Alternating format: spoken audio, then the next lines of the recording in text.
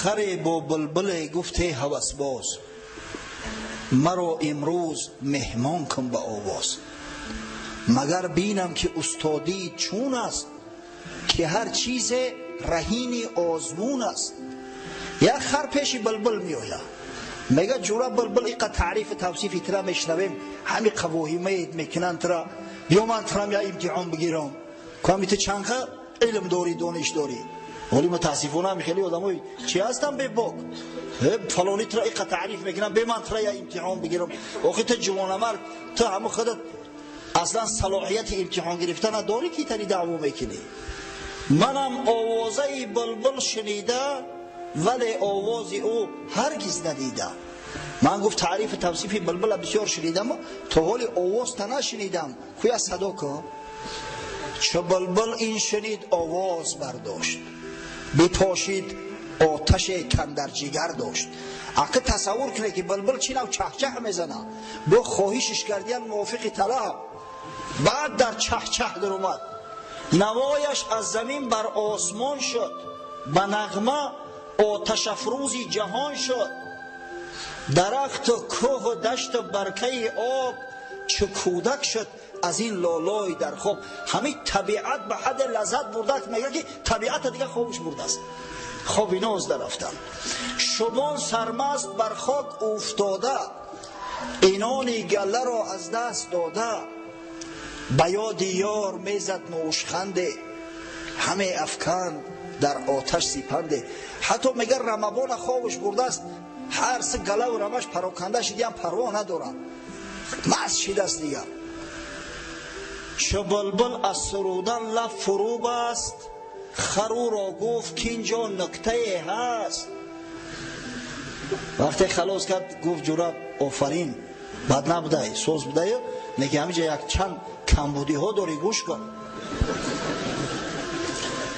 توانم گفت که آوازت بدک نیست، زی الحانی تو بعض بینمک نیست.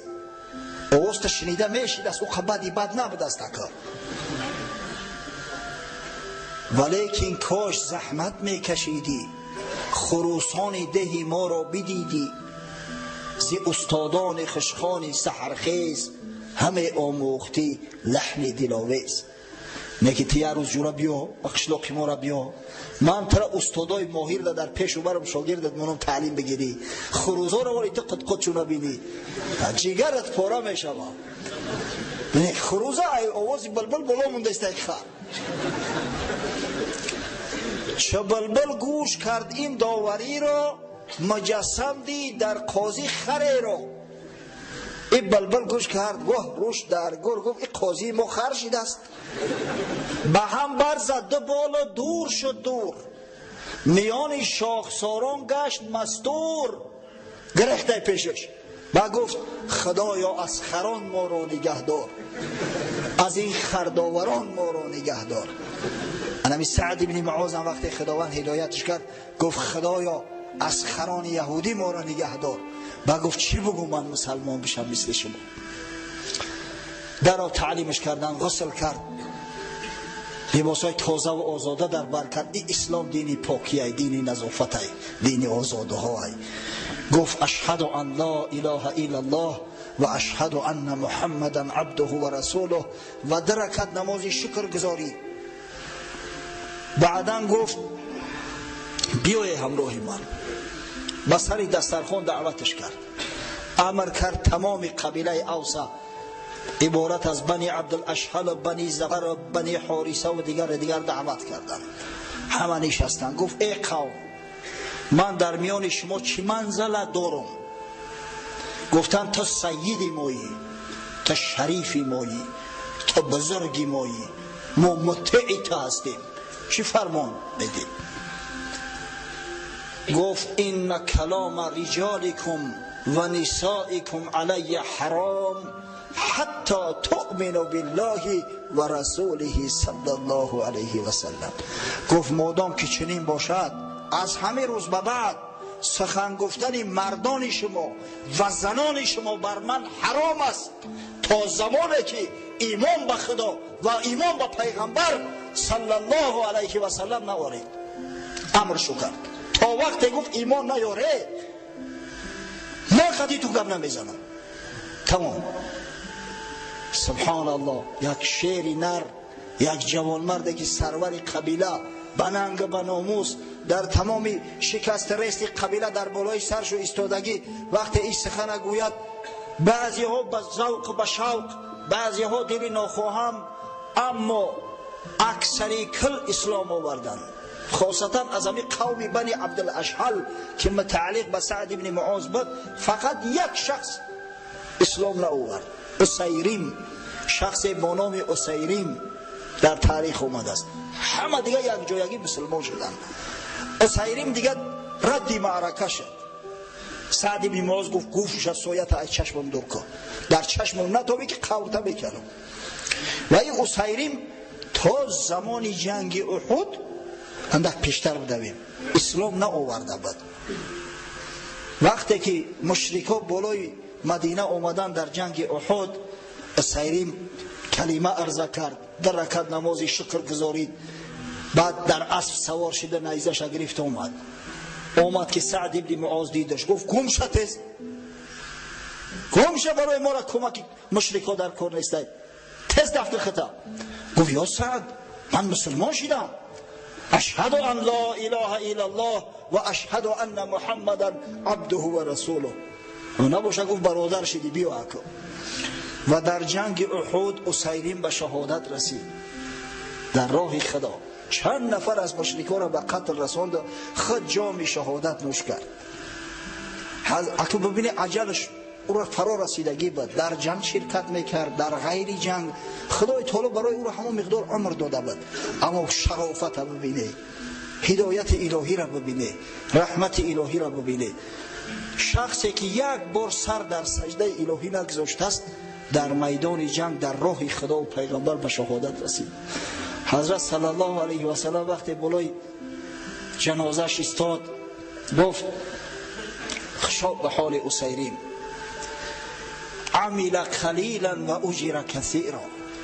اگر چند عملش بسیار اندکی، آدمی که یک رکعت نماز نخونده باشه، آدمی که یک روز روزه نگرفته باشه، البته عملش کمه، نه که اجر ثواب فراوان گرفت در راه خدا شهید شد به یگان حساب و عذاب راست جنت میرود.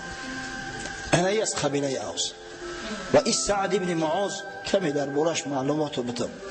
من نمیدونم که آیا به همون زمانهایی که سعد ابن معاذ جان فدایی ها میکند ما میرسیم یا نمیرسیم، از همین خاطر از فرصت استفاده برده و یک کم کمی معلومات رو بتون. سعد ابن معاذ چی کسی بود؟ سعد ابن معاذ سرور قبیله بنی عبدالاشحل از دوستای خداست، از همون شخصایی است که حضرت رسول الله صلی الله علیه و سلم براش بشارت جنت داده است صراحتا. وقتی که در جنگ بدر در مقابل لشکر مسلمانا، در مقابل 313 تا 317 نفر مسلمان، قشون 1000 نفره مجهز و مسلح قریش قرار گرفته بود، حضرت صلی الله علیه و سلم برای مشاوره مسلمانا را دعوت کرد و از اونا وقتی که مشورت پرسید، مشورت های بسیار مفید و خوب دادند.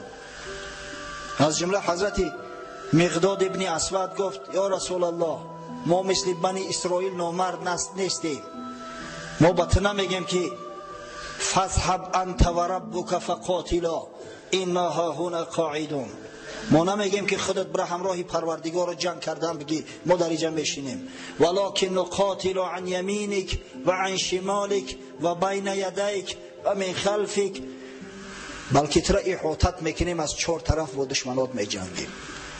اما از بس که گوینده ها همه مهاجرین بودن و مهاجرین شمارش کمتر بود، بیش از 80 نفر همگی بودن، اکثریت مردم انصار تشکیل میکردن. حضرت سوالش باز تکرار کرد.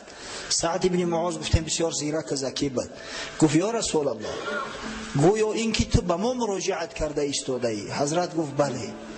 گفت ای حبیبی خدا، ما به تو ایمان آوردیم، ما دین تو را قبول کردیم، ما قرآن بزرگی تو را قبول داریم، وقتی که به تو ایمان آوردیم و به تو بیعت کردیم دیگه چی جای سخن است؟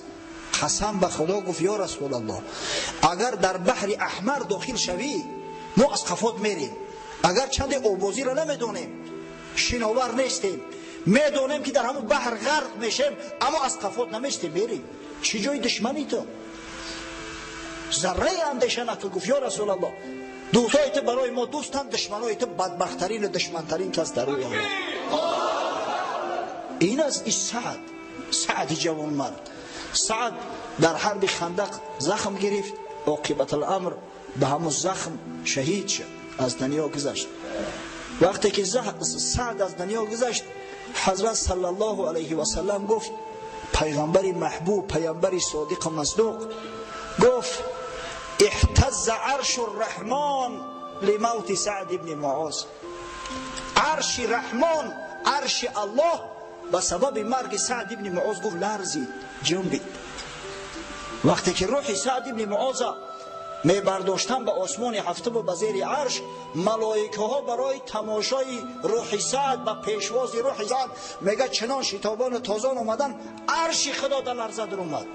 انا مرتبه و منزلت، یا الله خدای تعالی کسی را عزیز کنه، انا خیلی عزیز میکنه. ببینید باره به پیغمبر خدا صلی الله علیه و سلم یک جوبه سندس آوردن. این روایت های بخاری و مسلم هستند، صحیح ترین روایات هستند. یک جومش آوردن از ابریشم. ابریشم هم میدونین از چی متاعی زیبا است؟ از پیله. همین قدر نرم و ملایم که دیگه صحابی ها را حوض کرده است. هر کدمش میآید به دستش جومه را لمس میکنه به انگشتاش که این قدر ملایم خوشروی. مردمی که لباس پشمی و لباس کرباسی و نمدی و دیگر در عادت کرده بودن، این ابریشم به این نرمیش میدیدن حوضشو میکرد. حضرت صلی الله علیه و سلم گفت شما از ملایمی همی تعجب میکنید؟ والذی نفس محمد بیده این منادل سعد ابن معاذ فی الجنه احسن منها. مردم گفت شما از همی تعجب میکنید؟ قسم به خدایی که جان محمد در قبضه قدرت اوست، همون رومال های بنی تازکلی سعد ابن معاذ در جنت از این هزاران مراتب زیباترند. اونمون نمالچکا، روی پکناش. انا خیلی سعد بدی جوان مرد. و همین مرد مسلمان شد و اسلام وقتی تبلیغ کرد دیگر خاص و عام چسبیدن. دیگر به حد مسلمان در مدینه منوره زایید شد که قریب خانه نمان که در اوج اسلام داخل نشده باشد. در تاریخ ها اومده است که 3 عائله از امیر رحمت خدا تا حرب خندق محروم بودند. تا حرب خندق این 3 عائله، عائله امیه ابن عمر، بنی وائل و بنی ختمه. یک شاعر ابله هیبت با نام ابو قیس ابن اسلط همین معنیشو میکرد، همین نگذاشت که مسلمان شوند یا پیامبر را گوش میکرد. اما قبل از جنگ خندق همش مسلمان شدند، همه عائله ها همه مسلمان شدند. دیگه در مدینه یگان مشرک یگان منافق هم باقی نمونده بود. وقتی که مصعب ابن عمیر وظیفه و مسئولیتی که در ذمه‌اش پیغمبر صلی الله علیه و سلم گذاشته بود با شرافت به اتمام رسانید، در موسم حج آینده قبل از موسم به مکه مکرمه بازگشت. نزد حضرت اومد و از اجرای سپارش هاش رپورت داد که یا رسول الله الحمدلله اکثر کل مردم مدینه منوره مسلمان شدند و در این موسم حج علاقه شماره مسلمانانی که به حج آمده بودند از 70 نفر تجاوز میکرد.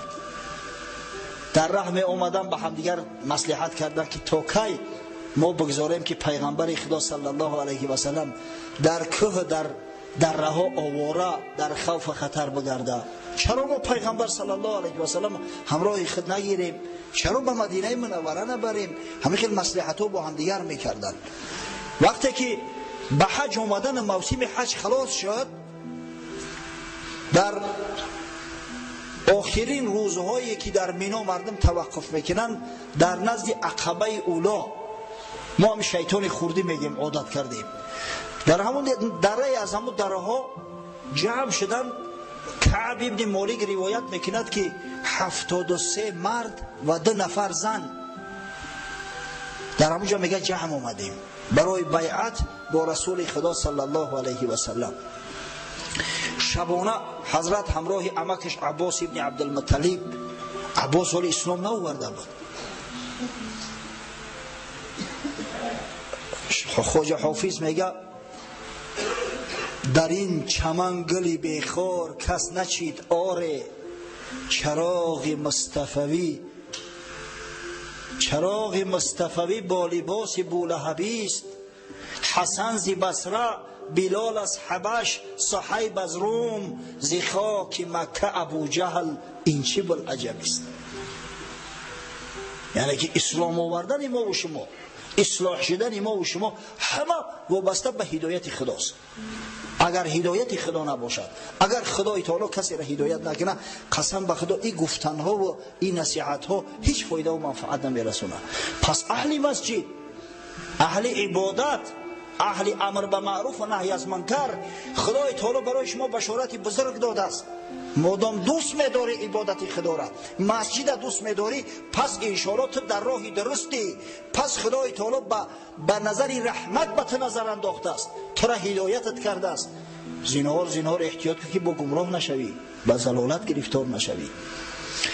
شبانه آمدن عباس اما که پیغمبر صلی الله علیه و سلم در ابتدای سخن شروع به گفتار کرد. گفت ای خزرجی ها، عادت بود قریشی ها اصلا مردم مدینه، عرب های مدینه را هم اوس هم خزرج با نام خزرجی ها یاد میکردند. گفت شما میدونید که محمد صلی الله علیه و سلم در میان ما چه احترامی دارد، چه مرتبه دارد. اگر چند یک عیده از بنی هاشم تا به هنوز اسلام نه آوردین، اما ما در جان محمد صلی الله علیه و سلم بیچاره هستیم. ما نمیگذاریم که دشمنا به این زیان و آسیب رسانند، ما نمیگذاریم که قصد جان ای را کنند. این در بین قوم خودش عزیز است.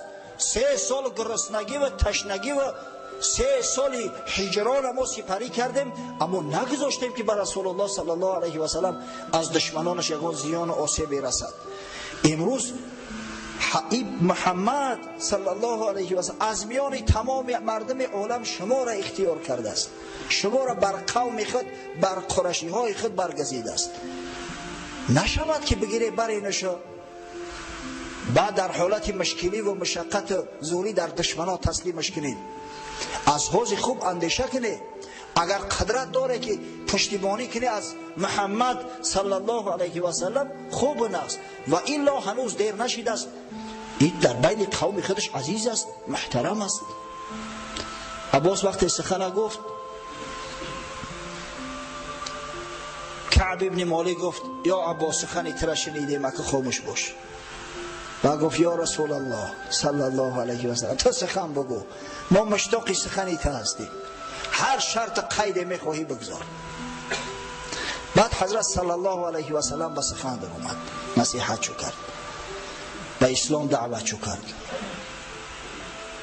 بعد گفت که با من بیعت شما باید کنید، یعنی قول قسم کنید.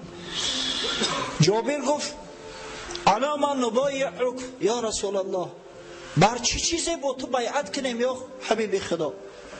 حضرت گفت بر 5 چیز باید بر من بیعت کنید. علی سمع و طاعتی فی النشاط و الکسل. اولا بر گوش دادن و اطاعت کردن، هم در حال فراخی و وسعت، هم در حال افسردگی. و علی النفقه فی العسر و الیسر. دوم در نفقه دادن، در کمک کردن، هم در وقت کمبغلی و فقر و هم در وقت فراخ دستی و در وقت بویگری. و علی الامر بالمعروف و نهی عن المنکر، و بر امر به معروف و نهی از منکر کردن در همه حالت، در همه وضعیت. امروز در بین ما ملوهای یافت میشیدین که با میگفتین همین امر معروف و نهی منکر بسیار چی در کن. خدا جان تو نبگیره در پیش خدا چی جواب میگه؟ پگه خدا این ملت به امری به معروف و نهی از منکرش در قرآن وصف کرده است. شرطی که پیغمبر صلی الله علیه و سلم از مردم یثرب ستاند انمی بود امر به معروف و نهی از منکر. وقتی خدا این امری به معروف و نهی از منکر را در ذمه شما علما واجب گردانده است. ولتکن منکم امة یدعون الی الخیر و یأمرون بالمعروف و ینهون عن المنکر. و تو به سعادت وقتی که امری به معروف و نهی از منکر منع میکنی و بر ضدش سخن میگوی، دعوای ملاگی میکنی، خاک در سرت که پگه در پیش خدا چه جواب میگوی؟ و علی ان تقوموا فی الله لا تأخذکم فی الله لومة لائم. شرط چهارم، در راه خدا قایم میشوید. گفت به خاطر خدا عمل میکنید و در راه خدا و در راه دعوت خدا از ملامتی هیچ یک ملامت کننده ایبو نمیکنید. و علی ان تنصرونی اذا قدمت الیکم و تمنعونی مما تمنعون انفسکم و ازواجکم و ابناءکم ولکم الجنه. شرط پنجم نهایت، کمک میکنید به من وقتی که نستان آمدم. در راه خدا کمک میکنید، قنات میشوید و دشمنای مرا باز میداره. نشود که با تنها بگذاریم. چه خیلی که از جان خودتان دفاع میکنید، از زن خود دفاع میکنید، از فرزندای خود دفاع میکنید، همچنین از رسول خدا محمد صلی الله علیه و سلم باید دفاع کنید.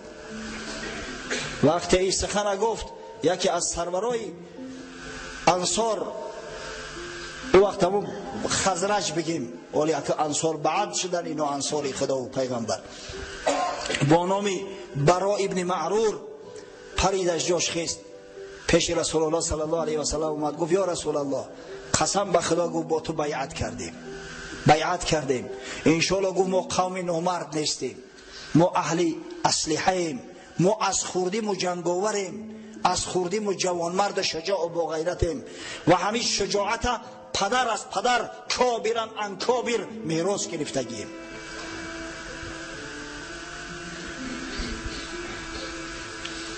در میان سخنش ابوالهیثم ابن تیهان که از قبیله اوسش داخل شد. خب گفت یا رسول الله ما با تو بیعت کردیم، یعنی تمام عقد و تمام شرطنامه هایی که با یهودی ها داشتیم همه را قطع کردیم. نشود که بعد آن که تو قوت پیدا کنی، اسلام قوت پیدا کند، بعد تو ما را ترک کنی و باز به وطنت بر بگردی. ابوالهیثم ابن تیهان گفت حضرت صلی الله علیه و سلم بسیار تبسم زیبا داشت، یک تبسم کرد، گفت بلی دم بالدم و الحدم بالحدم، انا منکم و انتم منی. یا ابوالهیثم گفت خون به خون، جان به جان، ناموس به ناموس. خون شما خونی من است، ناموس شما ناموسی من از شما و شما از من هستید. احارب من حاربتم و اصالب من سالمتم. هر کسی قطع شما جنگ کرده من با او جنگ میکنم، اگر چه همین قرشی ها باشن، و با هر کسی صلح و صلاح کرده من با اونا صلح و صلاح و دوستی میکنم. واقعا همین پیمانی که بین حضرت صلی الله علیه و سلم و همراه انصاریا بسته شد بسیار پیمانی مستحکم است و تاریخ واقعا این را اثبات کرد که تا کدام درجه دو جانب در پیمان خود قوی بدن، تا کدام درجه این پیمان رعایت شد به ایشان. حضرت به حد انصاریا را دوست می داشت. باره این روایت از ابن عساکر است، باره سعد ابن عباده رضی الله عنه یکی از سرورای انصاری است، همراه پسرش همراه قیس ابن سعد نزد پیغمبر صلی الله علیه و سلم داخل شد. حضرت وقتی دیدش خوش آمدیش کرد، مرحبا بالانصار، مرحبا بالانصار، مرحبا بالانصار. گفت خوش آمدید ای انصاری ها، خوش آمد. 3 بار خوش آمدید ای انصاری ها، خوش آمدید ای انصاری ها. از طرف راست میگه گذران شنان چون. بعد گفت انا من الانصار، انا من فراخ الانصار. ما هم گفت انصاریم، شما گمان نکنید که من قریشیم، نه من انصاریم. من هم گفت از فرزندای انصار هستم، از چوجه حککای انصار هستم. گفت سعد ابن عباده گفت اکرمک الله یا رسول الله کما اکرمتنا. خداوند گفت ترا همیشه عزیز و مکرم نگه داره که تو ما را عزیز کردی، تو ما را اکرام و احترام کردی. حضرت صلی الله علیه و سلم گفت ان الله اکرمکم قبل کرامتی. ای انصاری ها گفت خداوند شما را عزیز و مکرم کرده است. پیش از او که من شما را عزیز و مکرم بگردانم، خدای بزرگ شما را عزیز و مکرم کرد که انصاری پیغمبری خودش گردانید، انصاری دینی خودش گردانید و شما بیرق اسلام پرتو افشان کردید. بعد حضرت صلی الله علیه و سلم گفت انکم سترون بعدی اثرتن. بعدی من گفت بسر تو بعضی مشکلی ها می آید، بعضی مشقت ها می آید. فاصبروا حتی تلقون علی الحوض. شما صبر کنید، انشاءالله ملاقات من و شما در نزد حوض کوثر می شود. من اول شما را از حوض کوثر سیراب بگردانم. این یک قدر محبت نسبت انصار داشت. امام احمد در مسند روایت میکنه، در مسند خیش از انس ابن مالک رضی الله عنه بار میگه انصاری ها جمع شدن، گفتن نزد حضرت صلی الله علیه و سلم میرویم، در مدینه آب کم بود، التماس میکنیم که از بیت المال مال جدا کند برای حفر بئر، برای چاه کندن آب زایید کردن. کمتر مشقت داریم در این مسئله آب. حتی در بعضی روایات اومده است که گفتن التماس میکنیم که یک نهری برای ما بکنه. در آمدن نزدش حضرت صلی الله علیه و سلم نزد انصاری ها خیست، مرحبا شو گفت مرحبا بالانصار، مرحبا بالانصار، مرحبا بالانصار. بعد حضرت بشارت شد، گفت لا تسألونی اليوم شيئا الا اعطيتكمه ولا اسأل الله لكم شيئا الا اعطانیه.